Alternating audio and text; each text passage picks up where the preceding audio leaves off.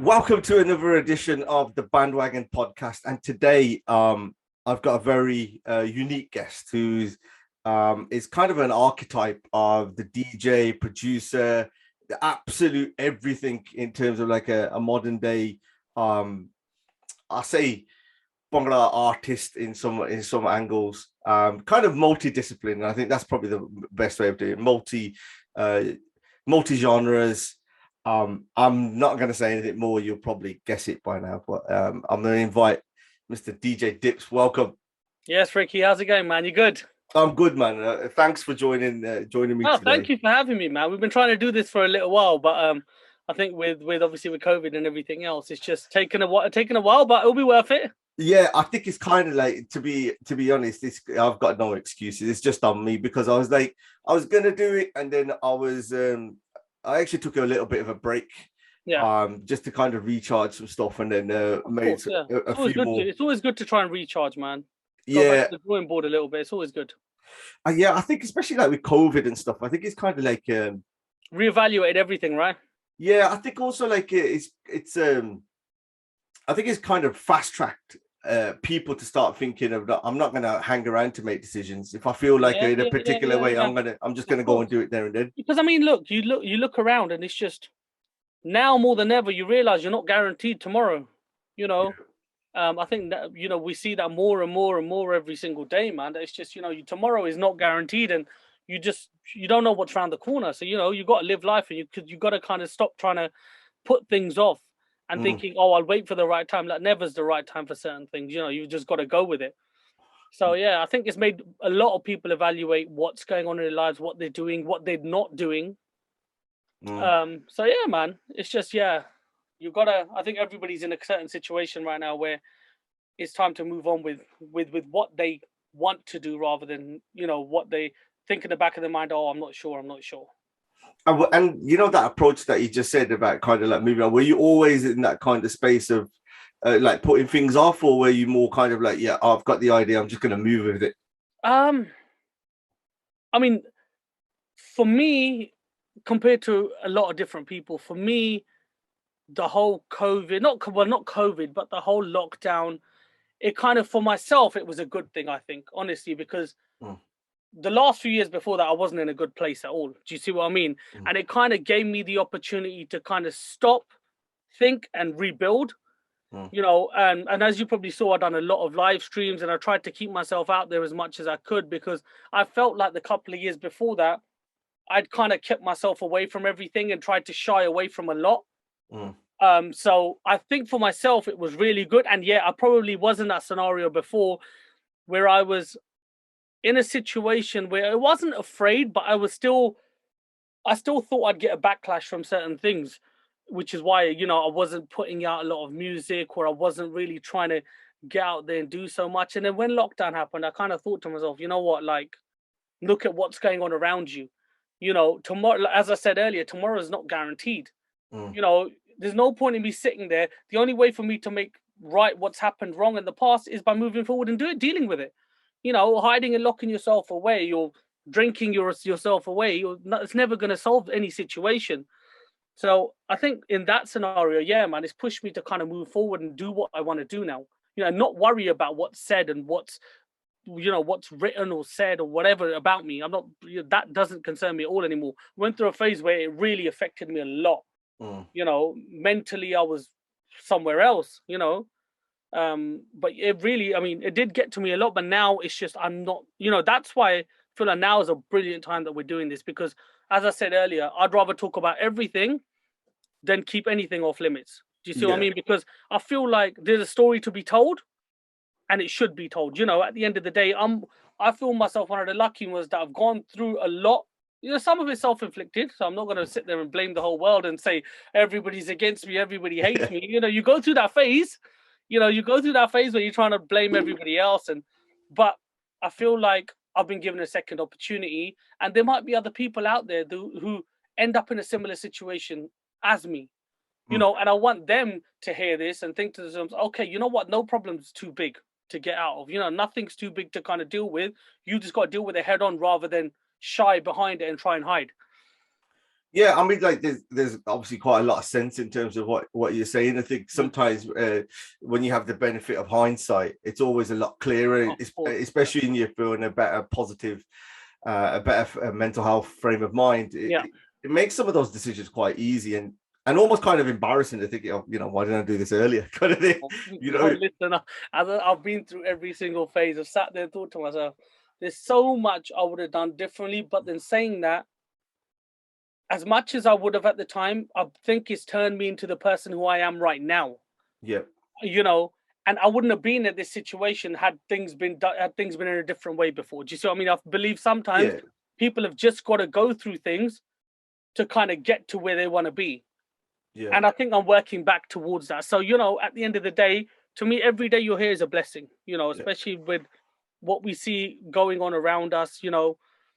So it's just every day's a learning curve. As long as you learn from it, it's a good experience. yeah, As long as you actually learn from it. When I mean learn from it is you don't keep making the same mistakes over and over again. Do you see what I mean? Or you don't yeah. keep, you don't sit there and you don't just, okay, I done that yesterday. I'm gonna try and do it differently today, but then you don't end up and you're going back to square one. Yeah, You know, default's very hard to kind of break out as well, or isn't it? yeah, yeah, yeah. Because Because it's it's tried your and tested. comfort zone as well. Yeah, That's why it's default for a reason, because it's your comfort zone. You're comfortable just thinking, okay, if I just put that off for a few days more, or if I try not to speak to them or try not to do this, everything will just be okay. Whereas your judgment is so clouded at that moment in time that that's the only thing that goes on in your mind, is the quickest way of putting things off. hmm. Just to have that peaceful day or peaceful couple of days or whatever it may be. But in the long run, it's making it even worse. Yeah, yeah. I'm gonna kind of kind of go back Yep, to so like kind of your entrance into this kind of music genre and into yep, kind of this life. I was actually quite fascinated, really. I was going back through some of my catalog, yep. and I had like DJ Dips, and then I've got like Apple Music, which is the only thing I ever kind of signed up to in that way. Um, and I typed in, and I was like, fucking hell, this geezer's made all the, you just, I think You a don't lot. realize over time how Yeah, many. I think a lot. Yeah, I don't Yeah, think you know what? I don't think I realize myself. Honestly, I don't. I really don't. It's just for that space of like 4 or 5 years, mm, it was really just go, go, go, go, go. And I think when that kind of came to an end, I needed a break from it anyway, because I felt like things started to get a bit stale. Where mm, you just ended up doing songs for the sake of it, or just for the money. I mean, money is great. Don't get me wrong, but when you've got no passion at that moment in time, it wasn't passion, but I think it was a standstill, and it was just putting stuff out there for the sake of it. And I felt like I was kind of letting myself down in certain aspects at that moment in time, because it was just like I if I really stepped back and stepped out of the bubble, yeah, I wouldn't like that song. Do you see what I mean? yeah. So it goes, the conflict between quality and quantity, Exactly. Yeah. it starts coming more and Yep. more. Yep. Yeah. 100%. But I was looking at it, I was like, I was looking at the people you've collaborated with, and I was like, people sleep on this, man. Like, I think it's Mm. just like, and I think there's a bunch of you guys out there who like worked hard during that period, and I don't think might not necessarily get the full credit now. Maybe at the time, yeah, but from I don't. on I the don't. I mean, hindsight, to be honest, there's a whole load of people who I didn't think even at the time were, because it was a moment in time where people are like, you know, oh, they're just DJs. Do you see what I mean? They're just DJs. One thing I always said was, look, man, if you're gonna do, like, even younger DJs, they came to, I want to do a track. I said, listen, don't just do it. Don't just come to me and say, I want to do a track. One track is not gonna do nothing. It's not gonna cement anything for you. You're just gonna be on that bandwagon, which is the reason why we're all struggling to get any recognition anyway. You know, like, you got to have some thought into what you do. Like, you got to have a long-term plan.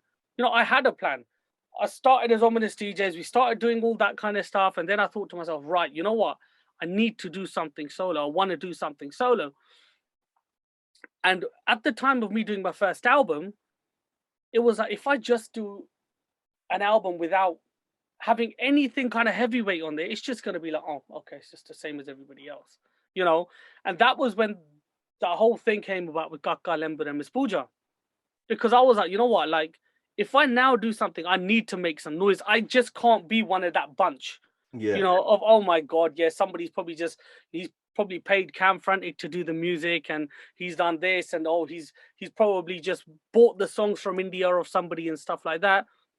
And I think that project was fun because at that moment in time, I knew this is what I want to do. If I want to be a full-time DJ, I want to be a full-time producer, and that's where you got to kind of take it seriously, to say, okay, actually, it's not a single. So I'm not going to do one song and see how it goes.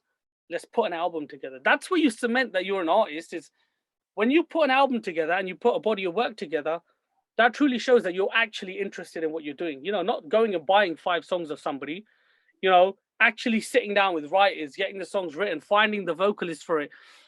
The Lehmber Kaka Miss Pooja thing, I mean, that for me, again, it was one of them things that I thought to myself, right, you know what can we do that's going to make this heavyweight? Okay, I've got a good set of songs on there. I've got a good set of artists on there, but we need to make some noise. Yeah. Obviously, at that moment in time, those 3 were the biggest artists out there. And I remember I'm quite lucky that I already had the Lehmber vocal from an old album that we had done with Ominous DJs. We recorded like 15 minutes of only of Lehmber, and we had him on. I had that bully on there, so I got the track written with Amrit Sab. And then the mission was obviously India, man. Trying to find Miss Pooja was like, at that moment in time, although she was in a studio every single day. She was collaborating with everyone, wasn't she, at that point? Yeah, but you know what it was? Her thing at that moment in time was she was booked in a studio every single day, but she was booked in just to record an album. Every single day, she'd be in recording an album with a different random singer. And us popping up from the UK, those times it was just about, okay, yeah. But her, I mean, that was a mission. Even Kaka, Bachara, at that moment in time, he was very, very unwell. Even I remember the video shoot, he looked really unwell even throughout the video, and I was just like. So was it already recorded? With how long from the video till him actually recording the vocal? The Lehmber vocal we had in 2004. We recorded that. We done an album with Ominous DJs. That was me, my brother, and 2 other guys, called Unfinished Business. I had a track on there called Panj Bindiya, if you remember. So I already had the Lehmber vocal. I think it was around 2007 that me and Amrit Saab actually started writing the songs for my album, for my debut album. It came out in 2009. And 2008, I spent 6 weeks in India just recording for the album. So recording vocals, instruments, whatever I needed. I kind of got the last couple of tracks that I needed written in a certain way, like sad songs. I actually went to India physically, got the singer to say, right, sit with me and let's pick a topic and write these songs. So, like just going into that bit there, like, obviously you're from a UK guy. Yep. Like, there's always schools of thought, isn't it? Like a producer, whether they can play keys, whether they can do instruments, or you're someone sorting out arrangement. Yep. How easy was it to kind of use your, let's say, UK music mindset to convince India artists or India musicians to do it in a particular kind of way? No, you know what? Because what I had done was I had a lot of the songs ready. Yeah. Before I left, a lot of them. It was the last couple of tracks that I kind of needed that was going to be done from scratch. But for that, I wanted the India sound. Yeah. I had 2 sad songs on the album, and those I knew from the start. I don't want to arrange anything. I want to go and sit in a studio and arrange everything from scratch there. Yeah.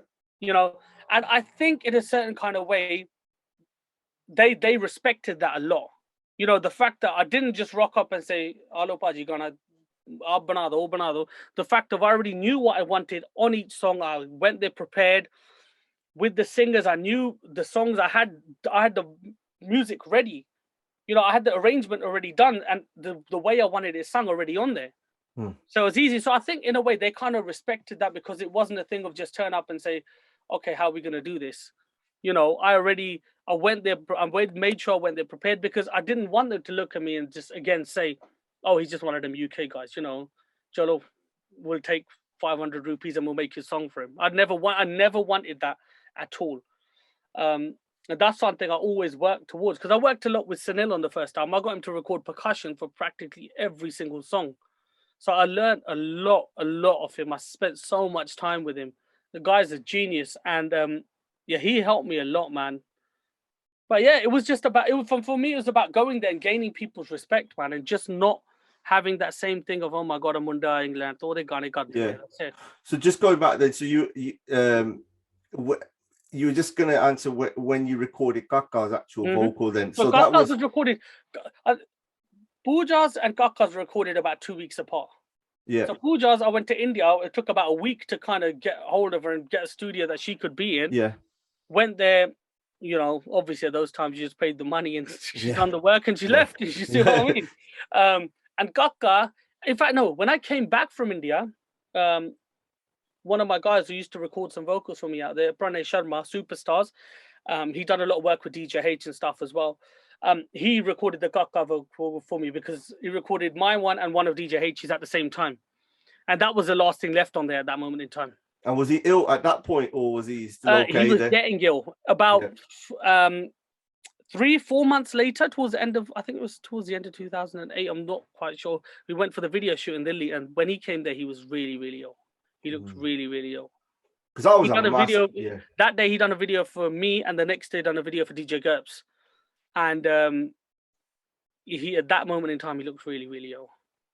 Because I remember I was in India at the time when he passed away. Yeah. And I was like, oh, you know, like he was one of my favorite singers at the time. He was amazing. And then I was like, you know, like him, he would have been, I mean, he still is, but you could just imagine the kind of level that he could have gone to. Yeah. Considering how long he'd been singing for and how many songs before he even blew up were actually out there that were bangers. You know, there was so much out there of his already, and that guy he should have, you know, God bless his soul, he should have been on, he would have hit different levels. Honestly, he was amazing. Yeah. 100%. So like you were talking about Ominous DJs, so you joined them when you were about 13 with your brother. Yeah, right? that was me and my brother and two other guys. So my brother, I mean, the reason why I started DJing was my brother, a rec from Ominous DJs. He was DJing when I was in like primary school. You know, and I'd just, you know, go and mess around with his records and he'd try and lock them away from me. You know, it kind of just started like that. And then I think, about 13, he said, all right, you want to do this? All right, cool. Like, I'll put you in the room for 2 days, you practice. Literally for 2 days, left me in the room. And then he was like, look, man, you know, you want to get out there and do gigs? Cool, I'll send you to gigs. And it literally just started from there. Then we worked on an initial album because my uncle's come out from Gera. Right, okay. And he had a studio with Sunil on Southall Broadway, behind Southall Broadway, behind a shop called Saba Music. This was years ago. And he was like, look, you know, you guys have been DJing a long time. Why don't you guys come in and work on an album? And we were like, look, man, we don't have a clue. At that moment in time, like, we don't have a clue. They said, no, come and sit with Sunil. You learn from him at the same time. And you guys can kind of put your ideas across. Yeah. And work on an album. We're like, all right, cool. So I worked on an album called Best Kept Secret. That came out on Metro Music. And so how old are you then? How old were you then? I was, I'd say 16, 17. So you've been like formally in the industry for about 4 years, let's say, officially, from your brother saying, come DJing, of course, yeah. My brother had been in it for a lot longer. So yeah, we started working on that. And that was all pure unknown singers. Like, we'd probably never seen the singers, we never heard from the singers ever. You know, they just had a whole load of vocals and there was like, pick the songs that you like. And we were like, all right, cool. What kind of vibes? And it was a kind of thing at that moment in time where we were like, you know, going through like, okay, what would we play when we're DJing? You know, okay, we'd need a track which sounds like Foxy Brown, you know, Get Me Home. You just see what I mean? Like, it was that kind of, that's all we kind of knew. We learned, we were watching Sunil learning, and then we done the album. It actually done, you know, it done well for us. You know, we started doing a lot more clubs. I was still not old enough to get into the clubs, but you know, I'd get in and do the first club I did actually when I was 15 years old, for a guy called Mo from Fat Nights in London. Well, Fat Nights now, he used to be called the Funky Bunch then. And the first Central London club I done, I remember, was Halloween at a place called Heaven. And I was probably 16 then. You got the Dips Bambra. Dips Bambra is like one of the OGs of getting into... I've started the rumour about how he got snuck into a gig in a toll case and that. and it weren't actually true. But I think that's what we're that's what we're sticking with the Dom, and I'm gonna carry on with that story. So we done that, and then we thought, right, okay, you know what? We need to start working with some better singers, like with some singers that we might actually meet one day, or that we can actually record. That we can actually record. And what had happened was, at that moment in time, me and my brother were doing a bit of promoting. So what I'd done was, when I left school at 16, we done an end of year prom, with all the schools locally. And I remember I booked Zeus and Ragib for that. So I kind of, over the next couple of years, I built a good relationship with Zeus because I was giving him a lot of shows. And I kind of said to him, look, we want to, like, we done this album, we want to do another album, but like, we want to kind of mix it up. What should we do? And that was the moment in time that he had just recorded Lehmber. Under the influence. He's like, okay, yeah. He's like, look, come down to. He was recording at Cams at that moment in time at Frantic. So he's like, look, come down to Cams. Maybe you guys can speak to him, and he can help you guys as well. Maybe he can teach you guys, Logic, because at that moment in time, Sunil was using Cubase. And he's like, look, I use Logic. If you ever need help, then I can just help you out as well. I said, cool. So we went to Cams, I remember one day. Lehmber was there. And literally, it was like we'd just met him. And I'd say probably 25 minutes later, he'd recorded 4 songs for us. And I mean, even Lehmber, man, he's an animal in the studio. Like, it was one take, done. And I was like, and then he was like, right. And we were like, we don't even know. We didn't even come to record you. We thought we were just coming to see you. And he was like, what do you want to do? And we were like, shall we do some Bollian? He's like, okay, cool. We spent like 20 minutes trying to go through old ASK and go to old Suffrage, just trying to think, okay, what's the best hook lines we know? So we ended up doing 4 tracks on that album with Lehmber. We done one with Diljit Mattu. I remember at that moment in time that we'd gone to India before, we got a Kuldeep Manik vocal off Speed Records, Nachna Pya. So we had that on the album. And yeah, it was just fun, man. Like, those days, we didn't really know too much about what we were doing. We just knew that we were DJs, and this is what's working right now. This is what will work if we put it down on the album. Because that was the kind of formula back then, around the 2007 it was just take hip-hop tracks. Yeah, take hip-hop tracks and just try and see. Yeah. And then get and have a dance floor banger that that will help with bookings. It will help with all these kind of things. So everything had to be kind of wedding format kind of style. Yeah, I mean that was in 2004. The album came out, and then that's it. Obviously after that, touring was very, very busy. We done a lot of clubs, and then around 2006, 2007, I started working on my solo album, and that took a couple of years, to get it right, because again, everything I was doing from scratch. I mean, as I said, I recorded Sunil's percussion on every single song. That took a couple of years. 2009, that came out. And since then, it's just been go, go, go. It just hasn't stopped, man. I've taken a bit of a break the last few years, but it's just been crazy. So at the time, like you're a young guy at that point, you're getting your bookings and everything else is going. How are you kind of coping with, you're getting a lot of money. The money starts coming in with your bookings and stuff. How are you balancing your creative side in terms of building all this and your business professional side in terms of putting on the shows? No, I mean, at that moment in time, I was still very young. You got to remember, I was still, when 2009, when the album came out, I was still only 23 years old.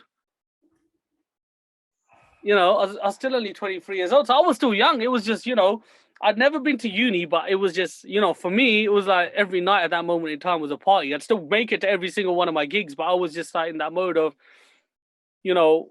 let's just go out and enjoy ourselves. I was with a group of good friends of mine who, we just used to go out at that moment in time and just literally party, man.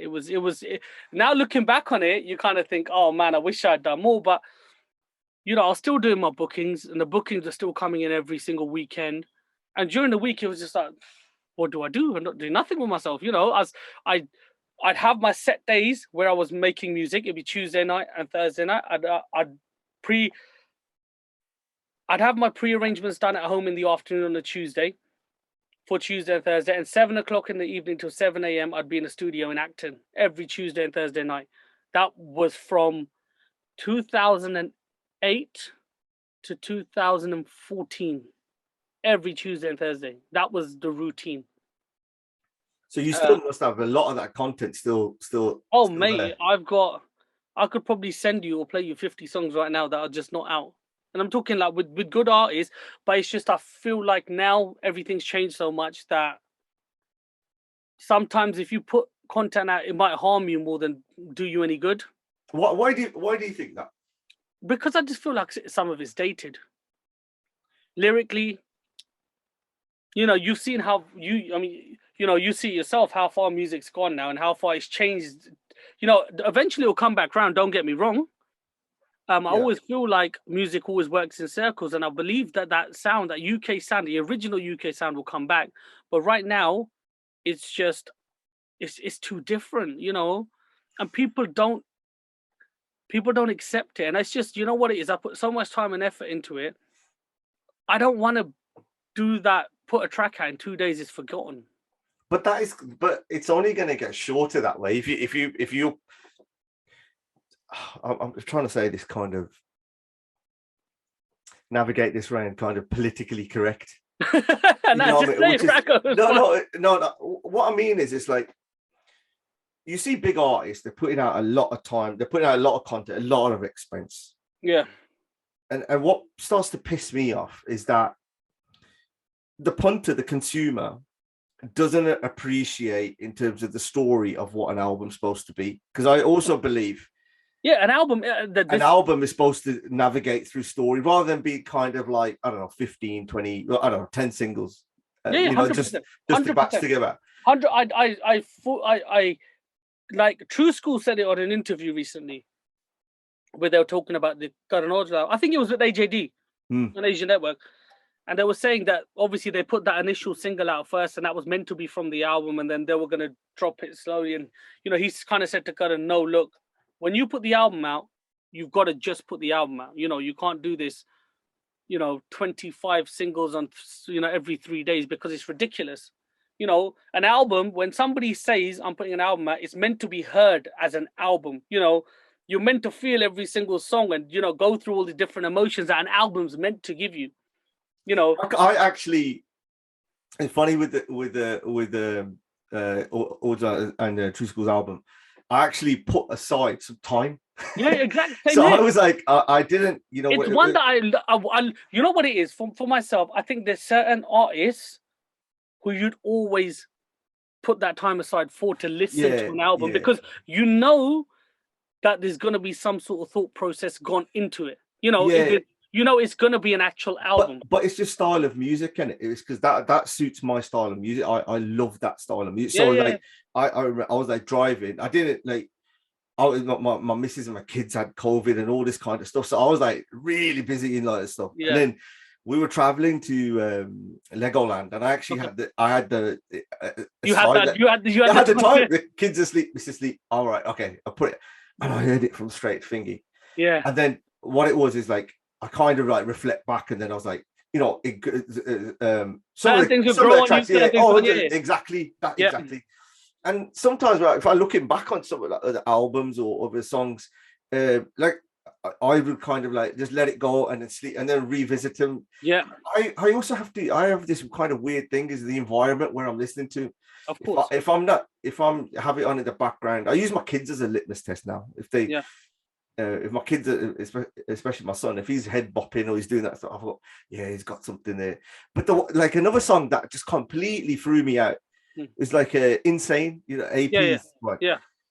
I just can't understand how people were dancing that to a wedding. And I was like, realized at this point, I was like, I'm out of the game now. I'm out of the music game, all this stuff. Yeah, I genuinely, I'm like, I can't work it out. It's just everything is telling me that that's like a song that you listen to in the car. Yeah. And then so it's been played at a wedding, and I swear to God, like people are going crazy. I can't work it out. There's no logic, is there? So that's what I'm saying. It's like, when you're saying you got 50 songs, at least then I can actually kind of, you know, I might be a few one of that generation where I could kind of relate to it and go, I understand. I could work that. I could deal with that. I understand it. You know what it is? I think myself mentally, I'm in a different space with music right now. Yeah. Well, that's fair. That's fair. You see what I mean? Where I'll be straight with you. I don't listen to much Bhangra anymore. To me, it's just, it got to a point where it's just the same thing over and over and over again. Like during lockdown, I didn't even, if you said to me this song from this, I wouldn't even know who the artist is or who the songs are. Like it got to that stage because it was just like, and I don't mean to sound in a bad, like Sidhu's album, I don't even know if it's still not fully out yet or if what track it's at, because I just like, that's not what I listen to.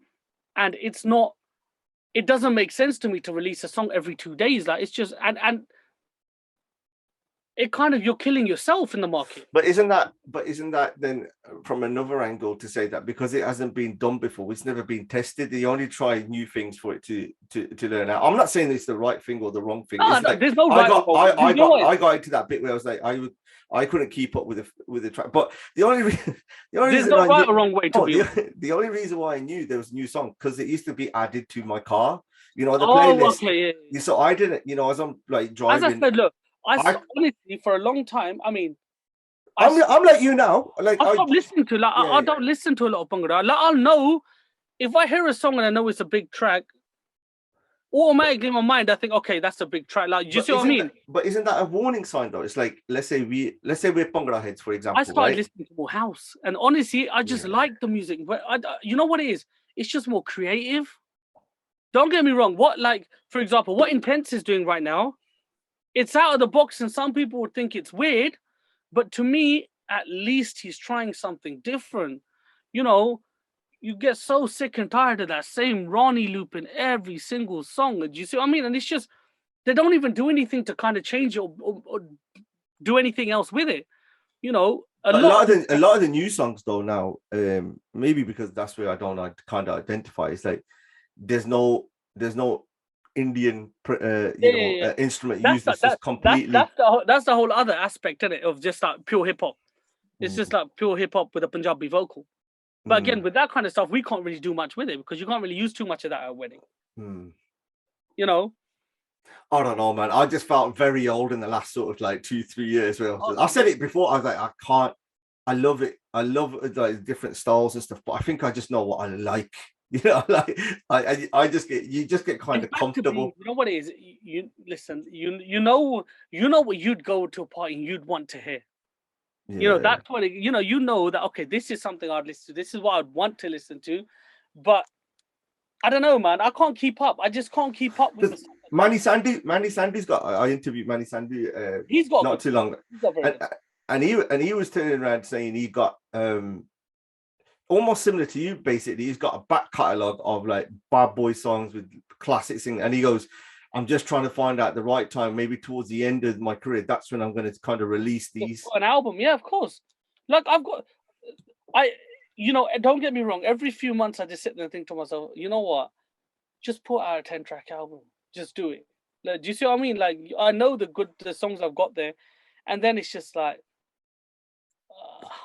Do you see what I mean? Like, honestly, I kind of have this battle in my mind going back and forth. But do you think, all right, here it is blatant. Yeah. Do you think people give a shit whether you've how old the song is? Because I always believe if the song's good, it's good. No, yeah, don't, yeah. So, like, it's because I'm so in that headspace, that different headspace. But then is that your own ego to saying I don't want to tarnish it? Because you can look at a lot of producers.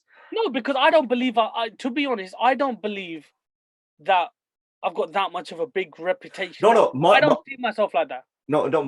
My aim of this conversation is trying to get you to release it. Yeah, so that's where I'm coming from. Listen. I'll send you 30 songs, then you see how hard it is to try and pick 10 out of them and say, okay, we'll do an album. No, but that's what I'm saying. No, I'm not even joking. I'll send you a screenshot of my iTunes library.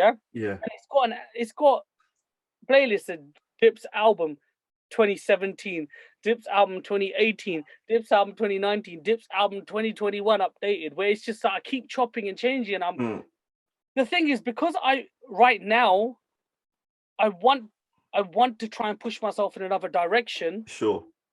It's very difficult to then just keep going back to the Punjabi and keep constantly, because you almost feel like, okay, yeah, I should do that stuff because it's kept me going this long, but I want to try something new. And if I try something new, they'll probably hate me for it. But if I keep doing the Punjabi stuff, I'll never really be able to try and see where I can take the other stuff. Do you think there's any other kind of music out there which has this kind of battle? It's like Punjabi music and Bhangra music has this constant battle of trying to, like, you speak to an artist or you speak to anyone kind of involved in this area, you always kind of feel they've got this ideological battle of either carrying on what they're doing or breaking into mainstream or being comfortable in their niche market, or and like as we're getting kind of older and older, some markets are dwindling and some are opening up a little bit more. Do you think then, I don't know what I'm trying to say, to be honest, in terms of where do you think that battle's going to end up going? Do you think more people will start kind of leaving the music behind and inadvertently ending up in there? You got to remember, there's always a new generation, and there's loads of producers out there now, that younger producers who are just like, who are so hungry for it, but again, they're taking it like, we haven't got a young producer who wants to do UK Desi music. Actually, we got G-Funk. G-Funk's a good example. You know what I mean? Like, he wants to do traditional UK music, and he's carried himself a long way already. But generally, a lot of the young producers, they just want to do hip-hop, trap. That's what they want to do. And because it's what they're hearing out there right now, is that everybody's just on that vibe. That's all they'll keep pushing towards. We need a few more younger producers who are going to sit there and go back to what we were doing. I just want to experiment a bit, and just, even if it doesn't do anything for myself, at least I know I've tried it. We said at the start of the conversation, you should be in a situation right now where you're kind of not holding back. If you want to do something, go ahead and do it. And that's where I'm at right now. I know I've got this stuff there. Yeah, the insurance. When I'm in the right space to release it, yeah, of course I'll release it. There's no good in it sitting on my hard drive. No one's going to hear it there. But to believe right now, I'm in a complete different space. You've earned the right to have the space to kind of experiment. Yeah, I mean, look, I'm always going to be a Bhangra DJ. That's what I am. That's been my bread and butter my whole life. But it's always good to try and venture and just try and do some stuff that you want to do. Yeah. Yeah. No, I think so, in terms of like having the space to kind of experiment. I think a lot more people. I think a lot of people are. I mean, this podcast itself came out through kind of experimentation. Yeah, of course. Itself. So like, yeah, I think you're probably. Well, stuff like this will only help people. It will only help people more and more. What do you mean? What do you mean? I think it will help. Look, for example, you've had me on here, you've had Manny on here. For them to hear what it took for us to kind of get to where we are, or what we had to do, or where we've come from. I just hope it inspires more people to come forward and think, actually, yeah, man, because I was never taught. I was never taught anything. I sat around people and I watched, and then YouTube taught me everything. Even up until today, I will go on YouTube and write, create a drop like DJ Snake. Do you see what I mean? Yeah. And from there, I'll watch 10 different tutorials and pick up, okay, I can do some of that, I can do some of that. I can use this plugin, use that. And that's the way that, people come to me even with DJing, like, oh, can you teach us how to DJ? I said, your best bet on learning how to DJ is go with someone. Just watch and learn. Only way you're ever going to learn. You can't, this kind of stuff can't be taught in a classroom because you don't have the first-hand experience. You want to see what a DJ would do in a room full of, 60 English people. When you're on the road with a DJ and you see them play in front of different crowds, that's when you automatically pick up, okay, this is how he plays, this is his style, this is what I can do, this is what I can get away with, this is what I can't. So you get away with what you can't, and like knowing your audiences and stuff like that. I'm going to move it on slightly now. That you were kind of the first wave that I look, any kind of a historian, DJ historian, I apologize now, but from the first wave of like big collectives from kind of London, yeah, Kuda, yeah, Caliber, all these guys and that coming through, and kind of changing the scene for everyone, really. How did you kind of you know, that was a new thing in terms of coming together as like collectives and road shows. How were you kind of incorporating some of your, you know, standing out, really? Were you doing your songs as well at the same time? I mean, at that moment in time, obviously, I was working closely with Garry. I was just at that moment in time, it was full time. As I said, I was in the studio every Tuesday and Thursday, man. It was a lot. Like, I wish I had slowed down then a little bit, because I'd probably still have a bit more in the tank, like for the last couple of years. But at that moment in time, it was just, you know, for me, it's never been a competition with anybody. It never will. You know, at the end of the day, I believe there's so much work out there for everybody. You know, everyone should be busy. It's just about what you do to push yourself. You know, I was constantly doing music. I was constantly making sure, you know, people might not think being in clubs is a big thing, but it is, you know, because these students are the ones that are going to go and get married in 3-4 years' time. You know, for that side of things, I just, you know, keeping yourself out there is the most important thing. And that's all I done. I just kept making sure that I was releasing music, and, you know, I set myself a bar of, okay, I want to work with this artist. You know, it might take a little bit of time. I want to work with this artist. I want to work with this artist. And slowly but surely, you know, it's ended up happening. I just think people don't push themselves enough, you know, especially when it comes to weddings. The only way to kind of get people's attention is nowadays is socials. You know, keep yourself busy on socials. Again, during lockdown, what did I do? I kept pushing myself to do lives. You know, I was doing lives for no reason, but I just done them because, you know what, at least you're still in people's eyes. It's content. Yes, 100%. And it's just, you know, the other thing was, you're keeping yourself entertained and keeping yourself from sitting at home and just, you know, doing nothing. And you're keeping people entertained who are sitting at home, who might be, you know, have nothing to do going through stuff. At least for them few hours, you got their mind off something. So it's almost like a responsibility then, wasn't it? No, and even for myself, bro, you know, I had been through a lot of that kind of stuff.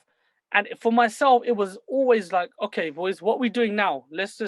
What's the next project? How are we doing this? How are we doing the next live? Let's just make it huge. Let's set this up. Because I knew that would eat so much into my time that I wouldn't have a chance to kind of just sit around doing nothing. You know, we'd spend weeks planning on how to do the live. Then we'd spend a week on setting it up. Then we'd spend a week on, you know, making sure we got all the right cameras. You know, we'd spend so much time trying to do it all that for myself, it was a real big distraction. And it was brilliant because I wasn't just stuck at home doing nothing. Yeah. No, I definitely saw that. You see a lot of, I think it was a lot of time where creatives came out of the shell, really, and trying to like use that kind of thing. I mean, like you said it a few times during this during the podcast around about, you know, you were revving yourself up, really. You were like really going 100 miles per hour. So like, when did you start realizing that there were consequences in terms of like this kind of behavior or the way that your life was going so fast paced? You know what it was? I think I just hit rock bottom. At a certain point, I just hit rock bottom. Like, I was drinking every day, like ridiculously, and you know, because of the shows, or no, it was a lot of like, I had a lot of personal stuff happen.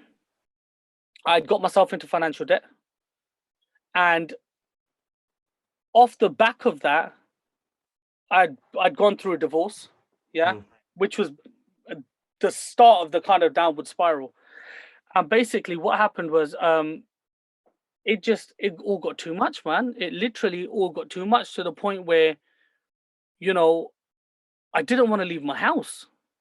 You know, you drink a lot, you start getting paranoid, you know, and it was just a stage of, honestly, I was drinking all the time. I didn't want to go to shows. Like, there was a year and a half where I missed a whole load of shows. And what happened from there was, you know, and I'm not blaming anybody, but, you know, it just all got on top for me, man. Like, I ended up, everything went on socials. You know, I was getting cussed out on socials every single week. And it was just like, I didn't even want to look at it. I didn't even want to get out of bed. You know, I remember I deactivated my Insta for a little while. Then I put it back on, and then I missed one gig in particular. I remember the date, 25th of August, and I think that day was kind of rock bottom, man, because I remember I missed that show, and straight away that night it all started.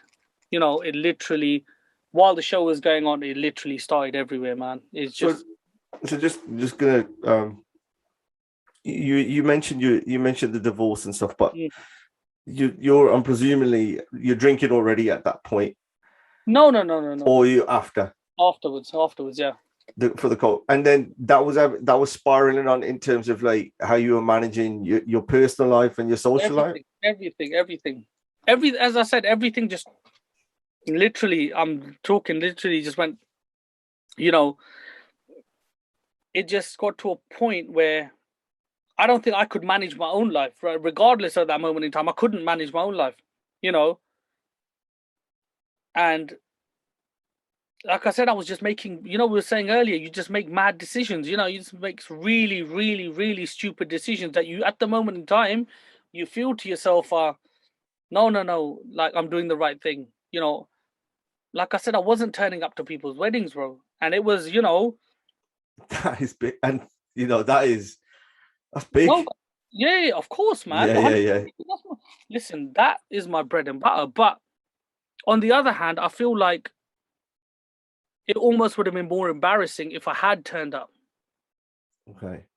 Because of because of the way I was, it kind of wouldn't. People probably wouldn't know that, but it probably would have been worse if I had turned up because, I would have just probably been in a state. It wasn't a point. It wasn't a point that I was drinking. That, oh my god, I was drunk 24 hours a day.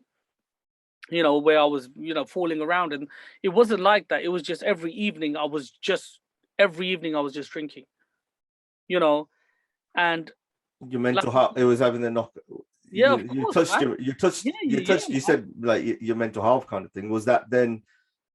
It was, because there was a few times where I thought to myself, "Nah, I don't even want to be here anymore." And that rock bottom for me was like, seeing like me saying that stuff, and my mum, seeing the look on my mum's face was just like, that was it. I was like, you know what, like I need to do something, like. And then obviously I stopped the drinking. Fast forward about 6 months, 7 months or whatever, and COVID kind of started to kick in. And I thought to myself then, right, you know what? The lockdowns kicked in. I need to do something with myself because I don't want to go back to being that person, being sit here thinking the whole day about what's happened or whatever. Like I need to take control of my life, and I think that's the moment in time, sitting there and sitting around my family and seeing them the way I was, just kind of was the kick up the arse that I needed, man, because I needed to, I needed something to wake me up, because otherwise I would have just been another statistic. Oh my God. Okay, passed away. What is it? Alcohol poisoning, or do this, or his liver's failed. You see what I'm saying? Like, that's what you end up being, a statistic. There's nothing more than that. Like you've throughout the podcast again, you've been talking about you've got a wide social network, and you had people around you. Like, was there any red flags that they kind of signaled to you to say, like, this is what Dips, you need to sort yourself out? Of course, yeah. I mean, I sat around a lot of them myself. I mean, Prash really well. I mean, he's sat with me through everything. I mean, I used to sit with him and say, Prash, like, what more? And he's said to me, listen, mate. From like, Desi Beats, guys, just in case. Yeah. And again with him as well, man. Like, he was at the stages. He was like, Dips, like, come on, man, what are you doing to yourself? You need to, And again, that's when he started kind of saying, right, I want to put you back on shows. You're going to come and do shows. You're going to do this. You're going to do that. You're coming out with me here. Just come and chill. Get out the house, innit? Because I think a lot of it was just, when you're so used to living independently on your own, and then you're suddenly back at your parents' house, although it's a blessing, it can always be the other end of things where you're sitting there thinking, oh my God, I'm back here. Do you see what I mean? You almost, as much as they don't say anything, or they're never going to say anything, for yourself, within yourself, you feel like, I've gone back 10 years. you know, and I think that's what plays a big part. That plays a big part. But again, with the social circle, bro, I just feel like you have a big social circle, but then you actually realize what your social circle is when shit hits the fan. You know, and I think that for me that happened a lot. Like now I would say that social circle that I had 10, 15 years ago I was partying with is probably down to like none of them people. Do you see what I mean? And I've probably got like 5, 6, 7 solid people around me who I keep in touch with on a daily basis. I speak to them on a daily basis, and not in a rude way. Anybody else, I'm just not interested anymore, man. You know, you're the people that helped me through everything that I was going through, are the people that I'm gonna back for the rest of my life. Do you see what I mean? The people that kind of walked away and left me to it, I've got nothing left to say to them. And do you feel you find yourself on a journey in terms of trying to right the wrongs, or do you actively go out to right the wrongs, or you have to? Yes, yeah, 100%. You have to. You have to. You'll never be peaceful within yourself unless you make things right. You know, and I've reached out to a lot of these people whose functions I'd missed, and you know, all this kind of stuff. I reached out to a lot of them and said, "Look, man, like, I want to have a conversation with you about it, because, like I said, for a long time, when you're in that situation, hiding away from things is the easiest thing to do. But being able to just have an open conversation about it, at least it shows some sort of sincerity. Do you see what I mean? It's not just a thing of, oh, well, he feels like he's got away with it now. That's it. You know, I've tried to speak to a lot of these people and say, look, you know, this is what was going on, and I'll never ever try and shy away from it. That's one thing I'll never do. You know, what's happened to me, maybe, hopefully, I pray that it can help somebody else, you know, who might be in a similar situation, that, you know, talking about it or just being open about it is probably the best way to deal with things, rather than just keeping it to yourself and hiding. Yeah, I have, like, my background is I've worked in like substance misuse, addictions, and all that, and I always, you know, I do say sometimes I'm quite vocal in terms of saying, you know, this is the dark side of the kind of music scene. I don't think there's an artist that, you correct me if I'm wrong, who's had a real battle with addiction publicly and then come back and openly admitted it, and then come back and been that kind of bastion of light. And I know personally, and I've helped a lot of them, and I said, I go, look, even if you came out a little bit, it would help so many people, especially around not just the kind of traditional substance misuse like drugs and alcohol. The gambling side of stuff is the huge side. The vast amount of money being involved. Look, there was a big stigma attached that, oh my God, this guy gambles a lot, and people tried to attach that to my name, and that was never the case. That was never ever the case. Like, I know a whole load of people, and I actually know the people who actually went and put that stuff out there. You know, don't get me wrong. And then obviously you've probably seen the memes that came up on my Instagram. You know, where I took a picture of Golden Temple, and somebody tried to kind of put a meme up behind that of me standing there at a casino table, and I was just like, "What the fuck is wrong with you people, man? Like, come on, get a life." With that, bro, it's just, you know, I don't even know what to say to you about that, because that was never ever a thing. Like, with regards to the financial issues, I know the reasons behind that, and the people around me, everybody around me knows the reasons behind that, and that's something that doesn't really need to be put out there. But with regards to everything else, I've always been open about it, always, from day one. You know, if somebody asks a question, I'll tell them the truth. You know, there's no need.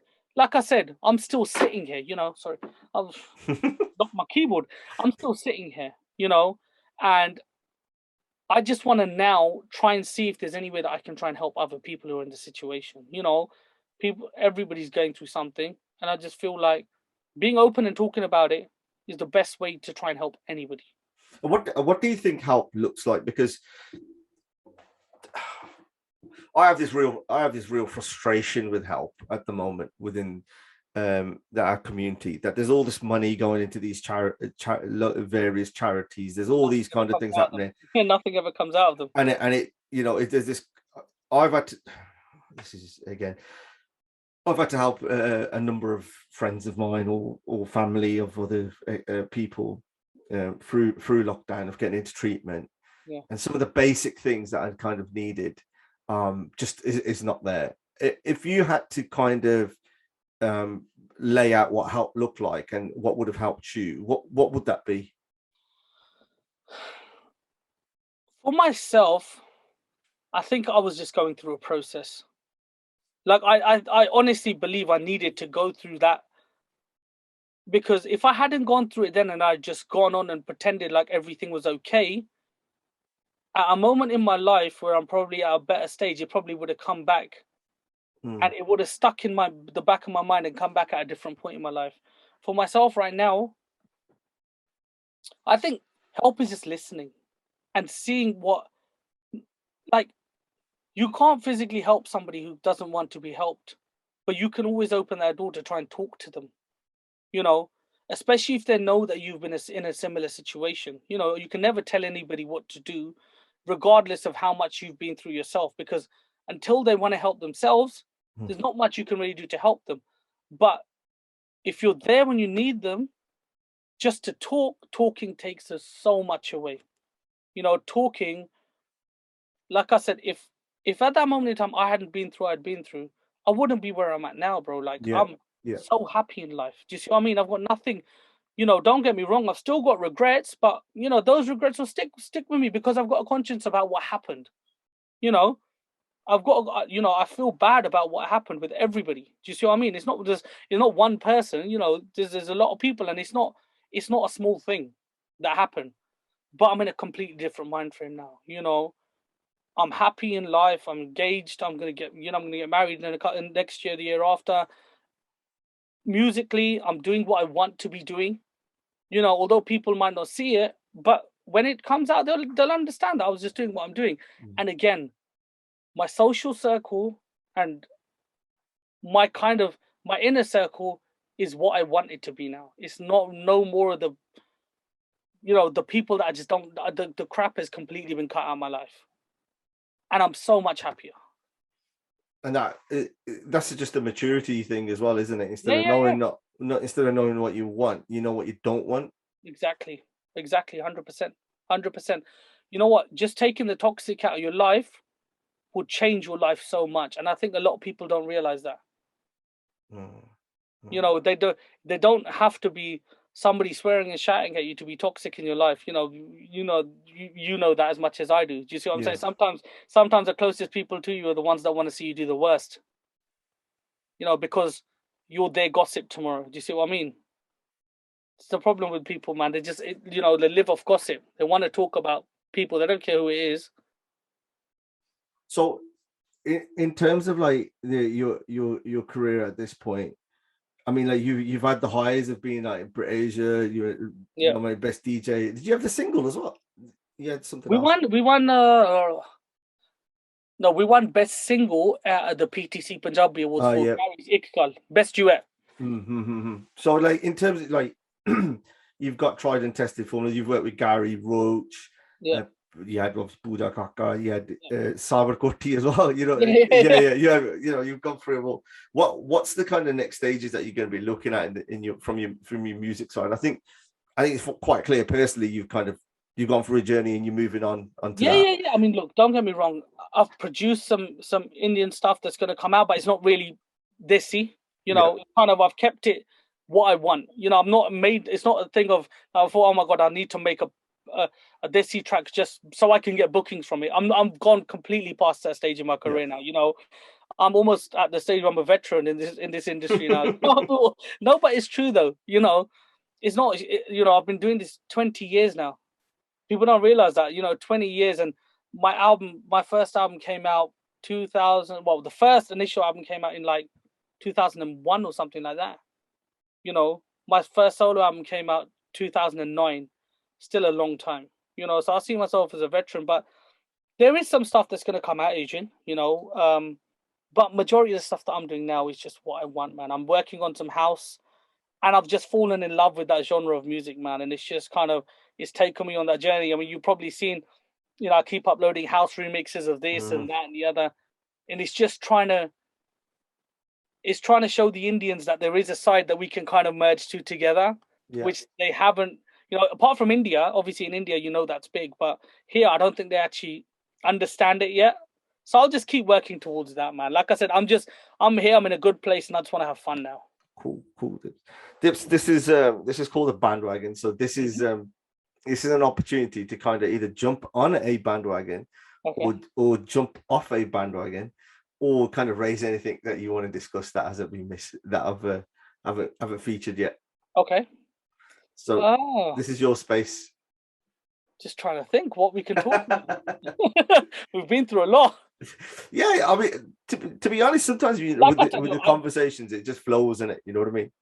Look, like I said, I wanted it to be open. You know, at the end of the day, I don't want anybody listening to this to turn around and say, "Oh my God, he tried to avoid that." You know, I never wanted that. You know, I want it to be as real as it can get, and I don't really care what people make of it. You know, some people are probably going to jump on it, write in the comments, and try and cuss me and say,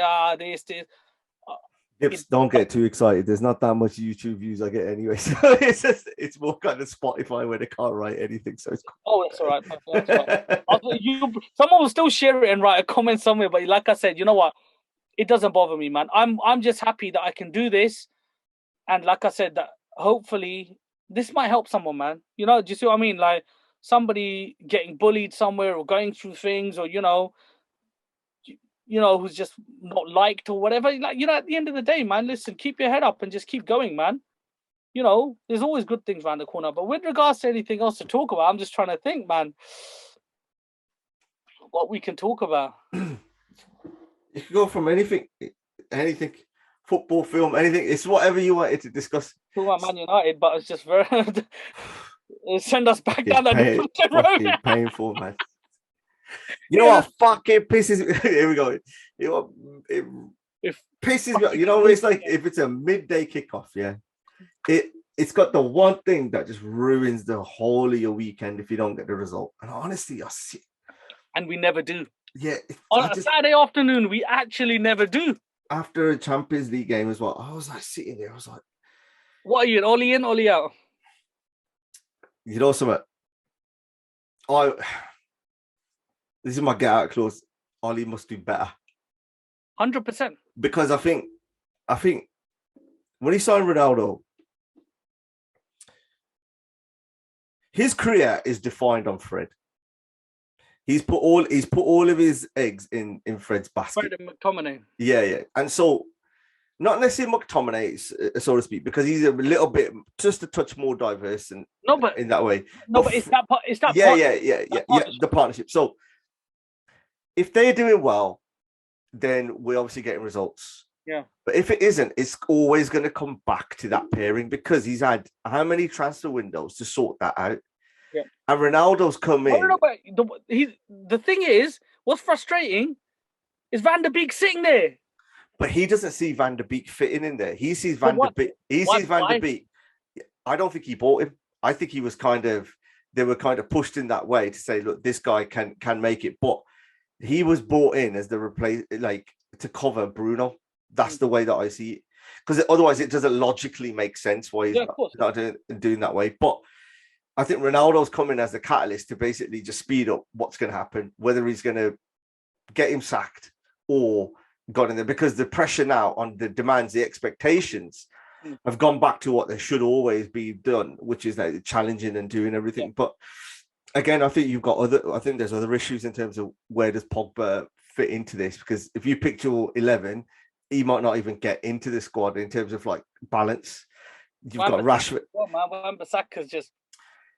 My only thing with I love Wan-Bissaka. I'm probably the only one, but the problem is the right back is not just a defender anymore. No, but you also have to take in consideration for about a year and a half he's had Lindelof on the left or another defender coming in, because Maguire ain't going to move. He doesn't know who his centre back pairing is, and we've never had a right winger properly until now with Sancho.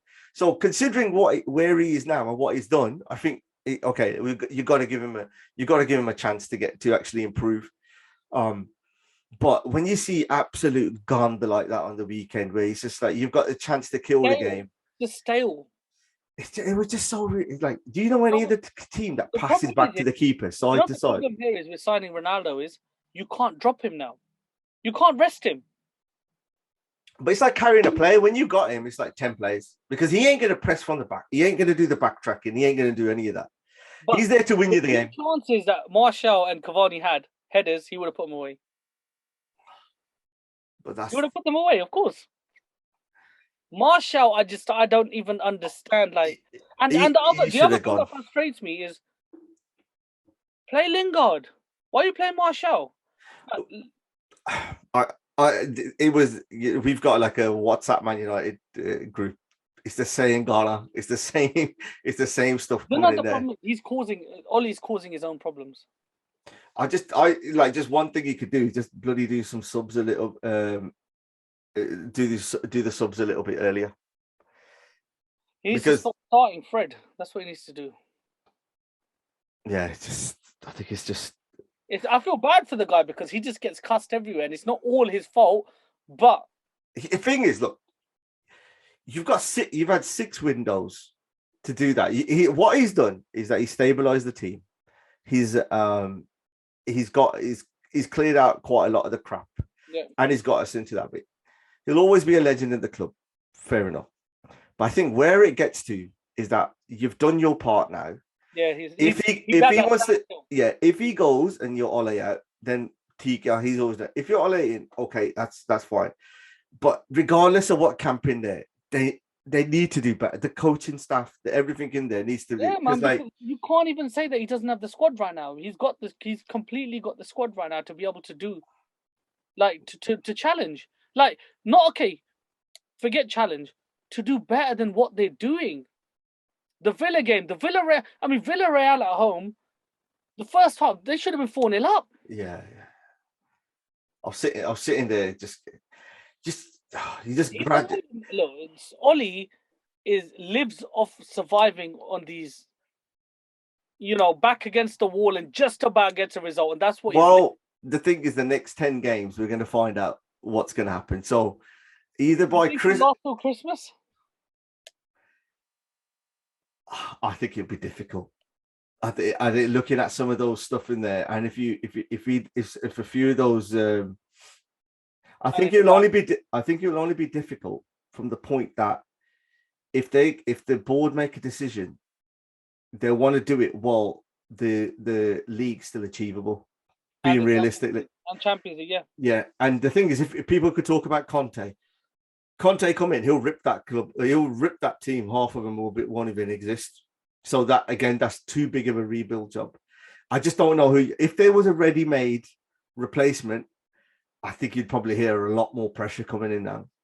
But if he gets through 10 games and they do really well, then he deserves it. But if he doesn't, if he doesn't, then I think the board are going to be. Generally, you'd give him till the end of the season, innit, and to win something.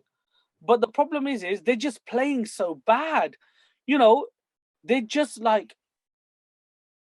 There's no rhythm. Horrible to watch.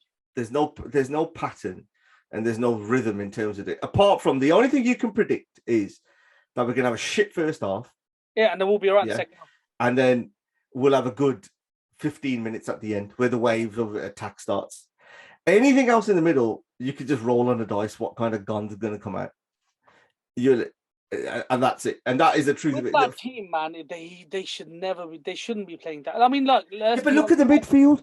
You've got how many? Villarreal and Everton. They should not be outplaying us, man. They should not. They've got every other team's midfield. Every other team's midfield are basic midfielders. Let's just say hypothetically, and they would walk in before Fred. I'm not just blaming Fred.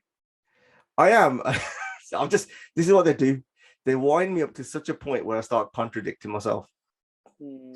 Just mental. Yeah, I'm a bit lost with them, man. I'm really lost with them. I don't even look forward to seeing them. Thanks, Dip. You really fucking kill this podcast off with these comments. When is it coming out? You never know. By the time it comes out, you never know. Yeah, that's why I need to get it out quick while we're failing. It'll definitely. We got some internationals this year. Yeah. We've got to play for a couple of weeks. It will definitely come before then. Anyway. Imagine if you had to put this out in November. We played the 10 games and they won them all. No. This is coming out within the next 2 weeks, man. Next 3 weeks. You never know. Let's see. What are the fixtures for the next 2 weeks? They might have won 4 of those games. And then I think. Hang on, let me get it on here. Let's pull it out on the phone. Leicester away. We'll do them. They're not in great form at all. Leicester away, Atlanta at home, At home. then Liverpool. Then Liverpool. Tottenham away, we should do them. Let's see. I'm gonna put this out before the Liverpool game. Yeah, because when the last thing we want to. Yeah, the last thing is you want to be crying after that, because after that it's Spurs away. Nah, they're not in great. They're listen. It's their final, and then we're Atlanta away. Then we got City at home. And then Watford away. Bloody hell, this could ruin. It could really ruin our Christmas, man. I know. And then Chelsea away. That'll be a hard game, man. Chelsea look good. And then we got Arsenal at home. November. Even Arsenal look good. Then we got Palace. I think, like, I know this sounds bad, but if we could get to December the 4th without having a heart attack, I think it'll be. Oh, then Dips, thanks. I really appreciate you taking the time out and being so candid and honest with it. I had my kind of expectations of what it was going to be like, and you've been fantastic, and I really hope that those people in a similar situation, or kind of reach out and to yourself, or to get some advice and see how it is. So I wish you all the best for the future, and I can't wait to kind of meet you in person again. Of course, man. We'll definitely grab a bite to you or something. Wicked, my brother. Thank you so much. Respect, man. Thank you, brother. Thank you.